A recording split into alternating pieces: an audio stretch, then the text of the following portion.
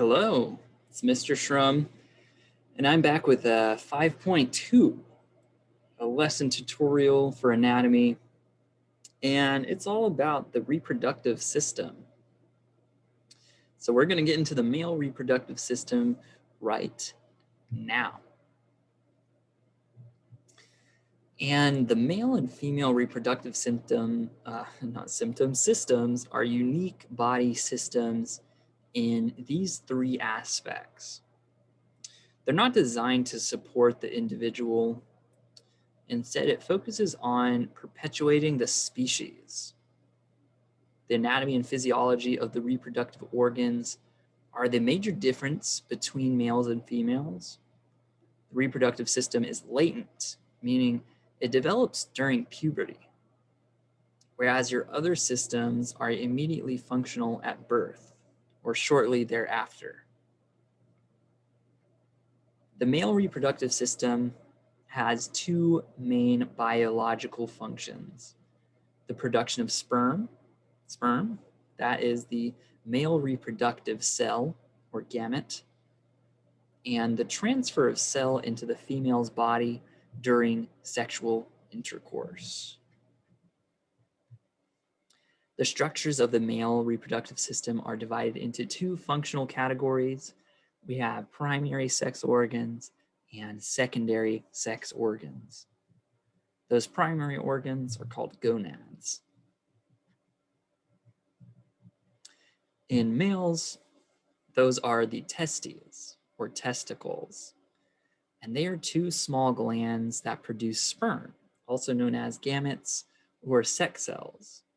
They produce sperm at a rate of 100 million per day. And these sperm resemble little tadpoles.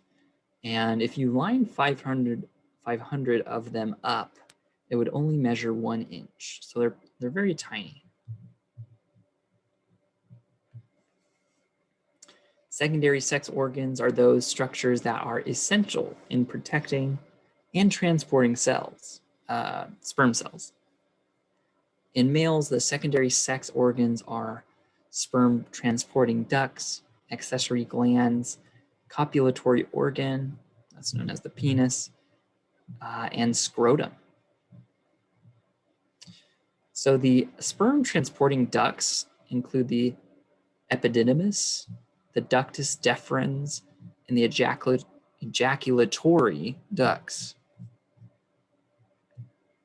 Each male has two Epididymis, one that goes to each of the testes. The epididymis is a long, flattened organ that transports sperm from the testes to the ductus deferens. The end of the epididymis that is attached to the testes is highly coiled and contains millions of sperm in their final stage of development. That's seen right here. The ductus deferens is also known as the vas deferens. It is a fibromuscular tube about 18 inches long that transports sperm from the epididymis to the ejaculatory duct. Right there. The ejaculatory duct is about 1 inch long and is formed by the union of the ductus deferens and the seminal vesicle. You can see those here. It passes through the posterior region of the prostate gland and empties into the prostatic urethra. The ejaculatory duct combines the following and transports it all into the prostatic urethra as semen. So we have sperm from the ductus deferens, secretions from the seminal vesicle, and secretions from the prostate. It collects all those and sends them as in semen. Then we have accessory glands of the male reproductive system, and those are the seminal vesicles, the prostate, and the Cowper's glands. The seminal vesicles are convoluted, club-shaped glands located posterior to and at the base of the urinary bladder. The seminal vesicles secrete a sticky yellowish substance that serves as a fluid medium to enhance sperm movement and survival. The prostate gland is about the size and shape of a walnut. And it's located directly below the urinary bladder and surrounds the beginning of the urethra. The prostate gland secretes a thin, milky colored substance that also aids in sperm mobility. So it helps sperm move. The pair of Cowper's glands are pea-sized glands just inferior to the prostate gland. And prior to ejaculation, these glands secrete a mucus substance that helps to lubricate the tip of the penis. And that just makes things easier to work with. The copulatory organs for males is the penis. The penis is a tube-shaped organ attached to the trunk of the body just above the testes. It's composed of spongy tissue that contains numerous blood vessels. Increased blood flow enlarges and erects the penis. Males of every age experience erections, and these can occur for no reason at all. The penis is also the urethra for males. The urethra of the male serves as a common tube for both the urinary and reproductive systems. However, urine and semen can't simultaneously pass through the urethra, and that's because an erection causes the internal urethral sphincter to close, blocking the passageway for urine. So it's not a, you can't do both at the same time. The testes hang outside the body in a sac known as the scrotum. The scrotum helps protect the sperm by ensuring that the testes remain at a temperature slightly below the normal body temperature of 98.6 degrees Fahrenheit, or 37 degrees Celsius. If a male's body temperature rises, the muscles of the scrotum relax so that the testes are held away from the body. If his body temperature drops, the muscles contract, which pulls the testes closer to the body. So in conclusion, this is the structure of the male reproductive system. You have your testes, your sperm transporting ducts, your accessory glands, the penis, and the scrotum. All of these structures help to perform the two primary functions, the production of sperm and the transfer of sperm into the female's body during sexual intercourse. All right, so let's move on to the female reproductive system. Here we go. Let me zoom in here. Make sure I'm on the right screen. Yes, okay. So the female reproductive system, like we discussed, it has some similarities to the male reproductive system, but also some important differences. The similarities between male and female reproductive systems include both male and female reproductive organs develop from similar embryonic tissues. Both systems have gonads, which are primary sex organs that produce gametes, also known as sex cells.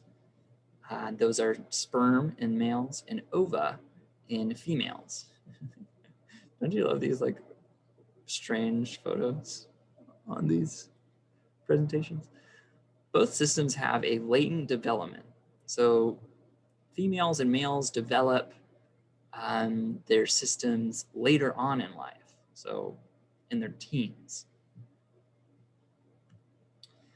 Now, the differences between male and female systems include males begin producing sperm when they reach puberty, It's about 13 years old and continues to produce sperm the rest of their life. Females are born with a fixed number of immature ova. Mature ova are then only released from puberty about 12 years old to menopause, about 50 years old. The primary biological functions of the female reproductive system are to store the ova or eggs, which are the female reproductive cells, gametes, to nourish and protect each fertilized ovum from the beginning of pregnancy through birth, provide nourishment for the baby through the secretion of milk. Here's an ovum cell. Now, the structures of the female reproductive system are divided into two functional categories, primary and secondary. Primary sex organs are called gonads. Those are called the ovaries in females. And the ovaries are sex glands that store ova and produce female sex hormones. At birth, a female has over 400,000 immature ova stored in her ovaries. During adolescence, the female hormones cause the immature ova to mature. The release of a mature ovum occurs once each month and is called ovulation.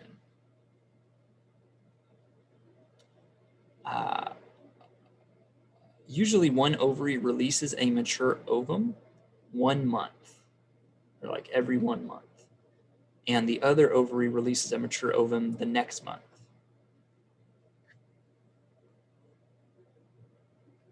Menopause is the termination of ovulation, and a woman's monthly menstrual cycle stops. Menstruation, that's the discharge of the uterine lining. The menstrual flow usually lasts about 3 to 5 days. Some last longer. It can last longer. Once menstruation ends, excuse me, the uterine lining begins to thicken and prepare for the possibility of receiving a fertilized egg. The menstrual cycle is the time from the beginning of one period to the onset of the next. Although there's a lot of variation, the menstrual cycle is approximately 28 days. Secondary sex organs are those structures that are essential for nourishing and protecting each fertilized ovum from the beginning of pregnancy through birth, and providing nourishment through the secretion of milk. So, those organs include the fallopian tubes, the uterus, the cervix, the vagina, and mammary glands.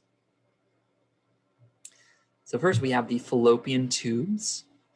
They draw the ovum in by the use of finger-like projections and move the ovum along the tube by tiny hair-like structures and muscular contractions. If a sperm cell that was introduced during intercourse is present in the fallopian tubes, then it may unite with an ovum, causing fertilization to take place. See that here.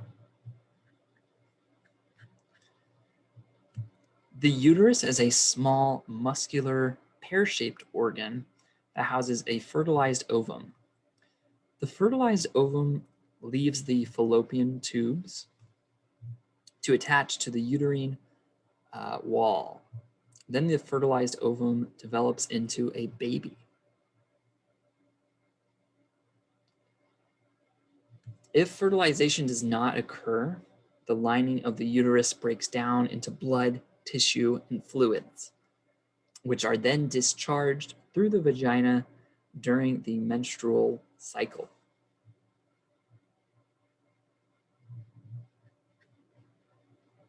The cervix is the neck of the uterus that leads to the vagina. See that here. And the vagina is the muscular, elastic passageway that extends from the uterus to the outside of the body. This is where sperm from the male enters the female reproductive system. There we go. Then we have mammary glands within the breasts. After delivery of a baby, they secrete milk to provide nourishment for the child. So in conclusion, we have the ovaries, the fallopian tubes, the uterus, the cervix, the vagina, and mammary glands. Altogether, these structures help to perform the primary functions of the female reproductive system, and that is to store the ova, or eggs, which are the female reproductive cells, to nourish and protect each fertilized ovum from the beginning of pregnancy through birth, and provide nourishment for the baby through the secretion of milk. So that's the end of that.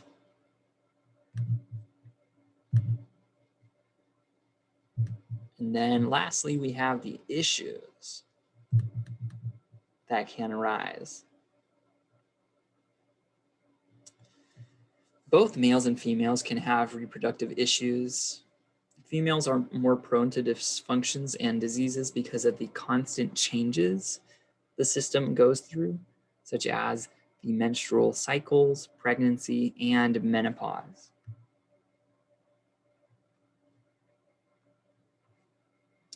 So here we're going to learn about two from each type of system.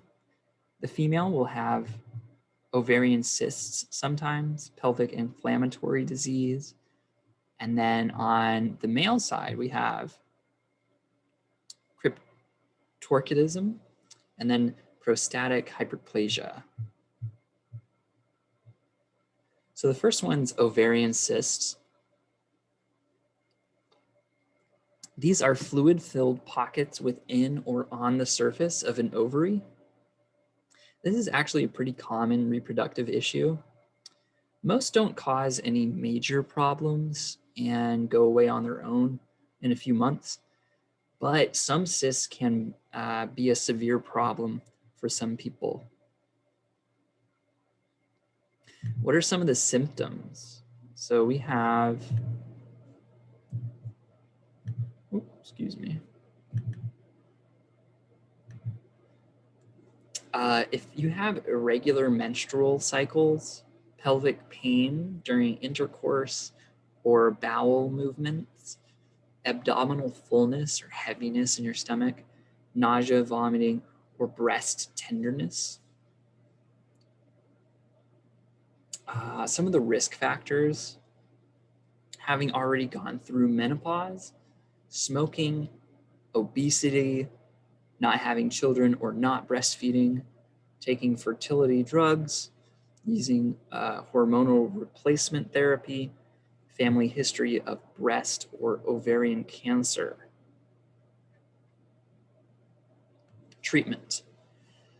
The first step for treating these ovarian cysts is to watch and wait to see if the cyst will go away on its own. And if it doesn't, or it keeps reoccurring, the doctor may prescribe birth control pills. These have shown to decrease the risk of developing ovarian cysts. And if the cysts are large or it's causing other medical problems, the doctor may perform surgery. Cystectomy is when the doctor removes only the cyst and not the ovary. And then we have the oophorectomy. And that's when the doctor removes both the cyst and the affected ovary. The other non-affected ovary remains. How do you prevent this? There have been no proven ways to prevent cysts, ovarian cysts. However, there are two important recommendations. Note any significant changes to your menstrual cycle, and then obtain regular pelvic exams. Pelvic inflammatory disease is an infection of the female reproductive organs. It usually occurs from bacteria that is introduced to the vagina during sexual intercourse and then travels to the uterus or fallopian tubes. Pelvic inflammatory disease, or PID, may only cause minor symptoms, so the individual may not seek treatment. This can then lead to problems getting pregnant later in life.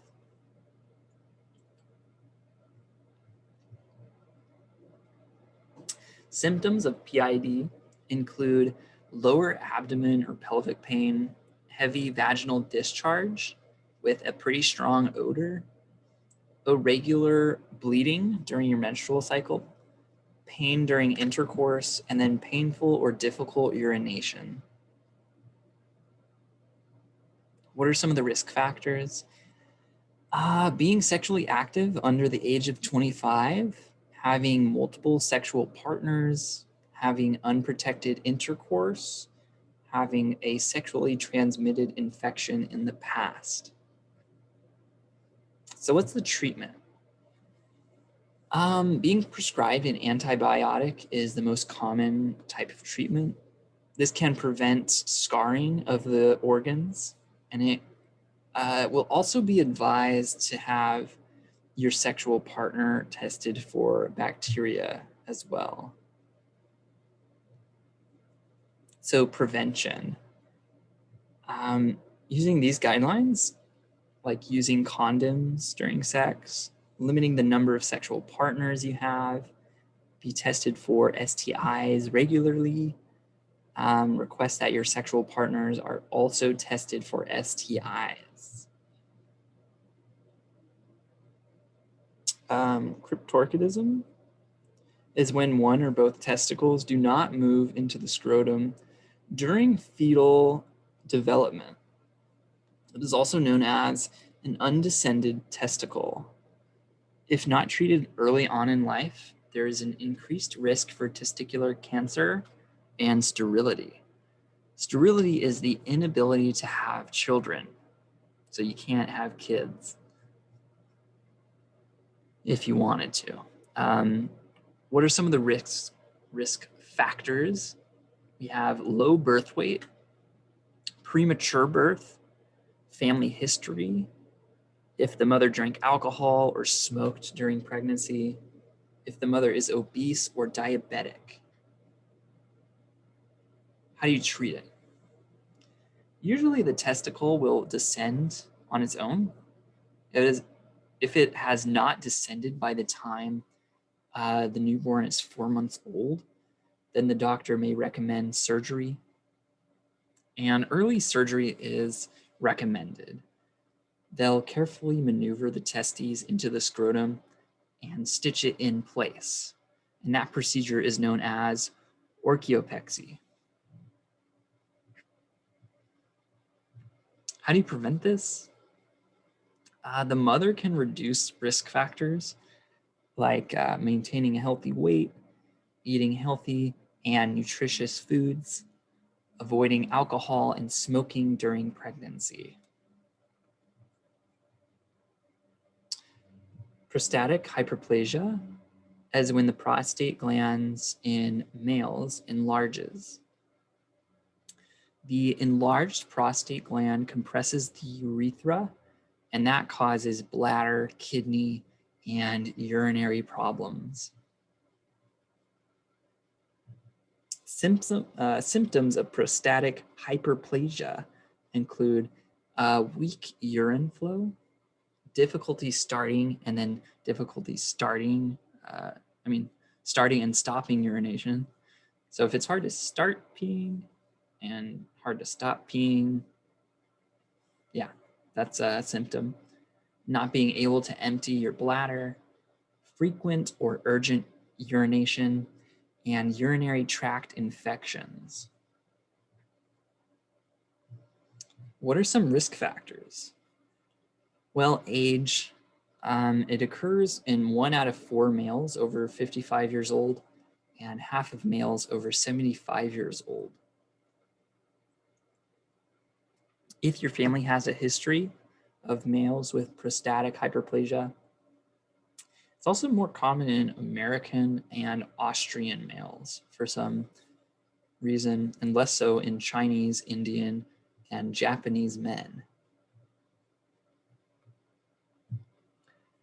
How do you treat it though, prostatic hyperplasia? There are several medications that can help. If the medications are not working or if the symptoms are severe, surgery may actually have to be an option. And the standard surgery for prostatic hyperplasia is known as TURP, and that stands for transurethral resection of the prostate, TURP, TURP. And the surgeon goes in through the urethra and uses tools to remove part of the prostate gland. Well, how do you prevent prostatic hyperplasia? It's recommended to engage in regular physical activity and eat a healthy diet. Specifically, eat a low-fat diet, eat 5 or more servings of vegetables each day, eat foods high in vitamin C like broccoli, bell peppers, peas, eat foods high in zinc like oysters, crab, black beans, and lean beef, apparently.